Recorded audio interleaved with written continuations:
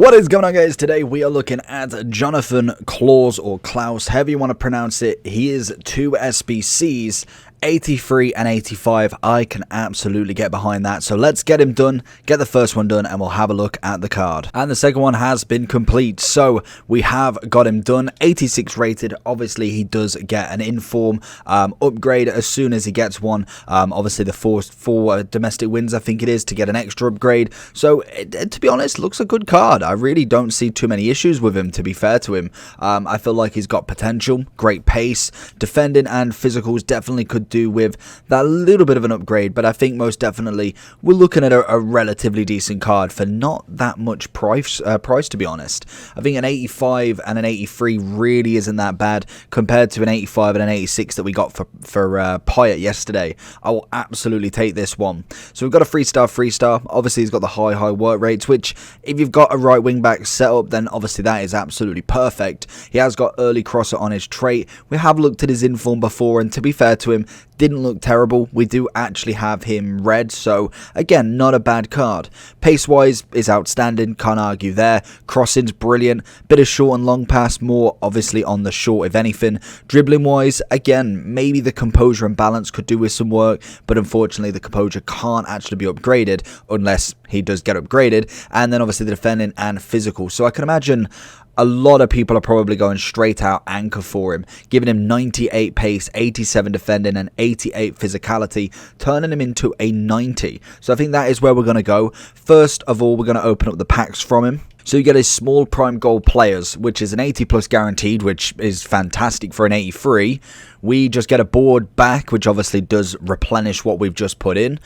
We get an 84, so even better. And you get a rare mixed player. So I can imagine that's an 81 or an 82 guaranteed, which rare mixed player is there, 81 plus. You never know, sometimes they could actually give you something. In this case, we've just got two boards, and it's going to be a big boy Ibra, who we did actually put in to the SBC, so can't complain there. A little bit of a Digne as well, and a couple of libs. So let's get into the card. So then we've got the anchor on him. Obviously, as you can see here, we get the nice little pace upgrade as well as the defending and physical. Yes, I would like a little bit more balance on him, but I think we can kind of substitute that for the moment and just go all out on that anchor. I feel like he's a relatively decent guard, so I'm just going to jump straight into him. Not too much to say.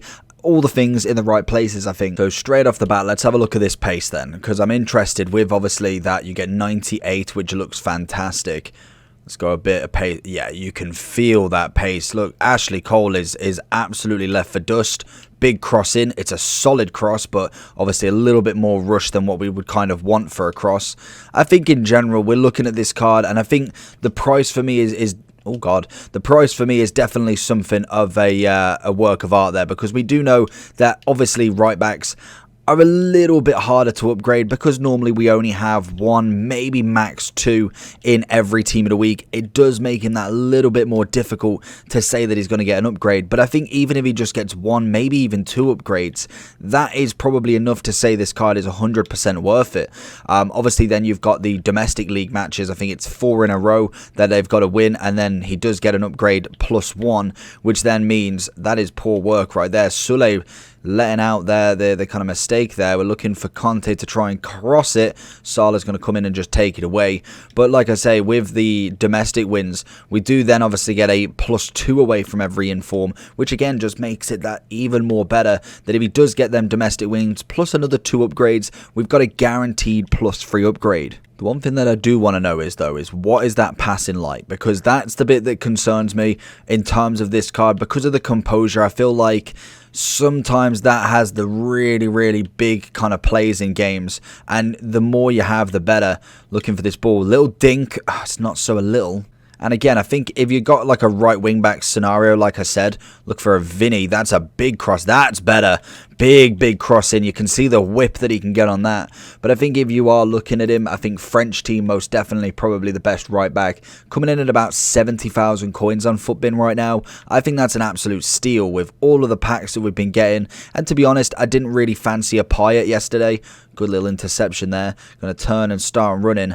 With Pyatt yesterday not necessarily being the greatest requirements in terms of SBC, I feel like this one's definitely now a bit of a redemption one. And absolutely perfect in in terms of price. We do find him across. He's going to get the pass, and he gets himself his first assist.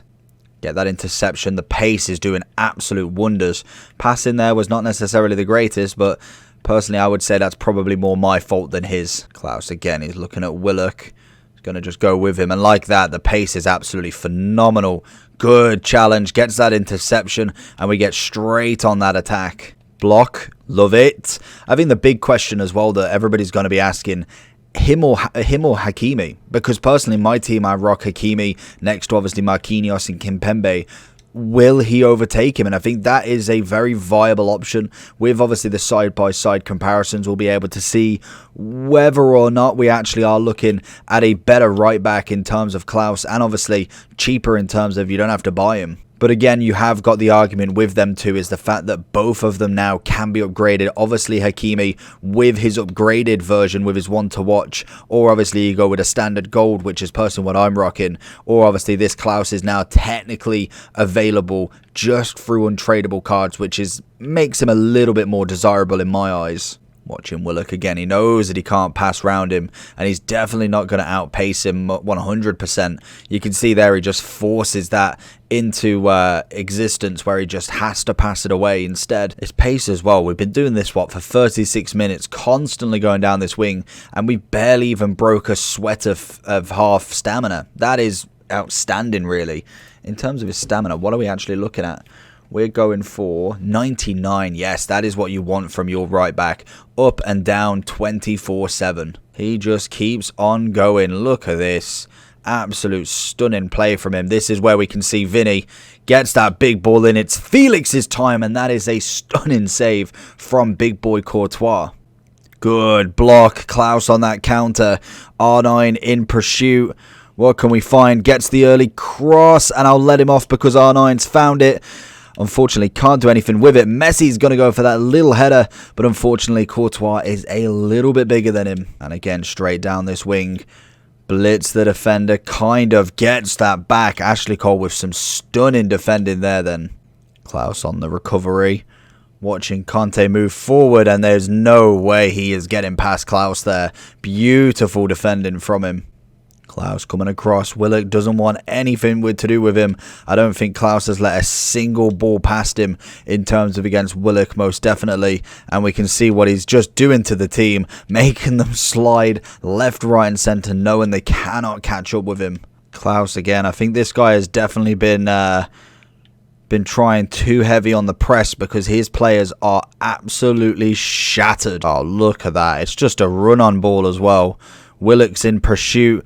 Big ball across, but Courtois is going to catch that in his hands quite simply and then throw it to my player. So if we are going into the overall for Klaus, as we can see, coming in at 78, pretty much 70 to 80 across the board. Very, very nice indeed. We're looking at obviously an 83, 1 in form required, only downside, 85, and just a French and a Ligue 1 across the board.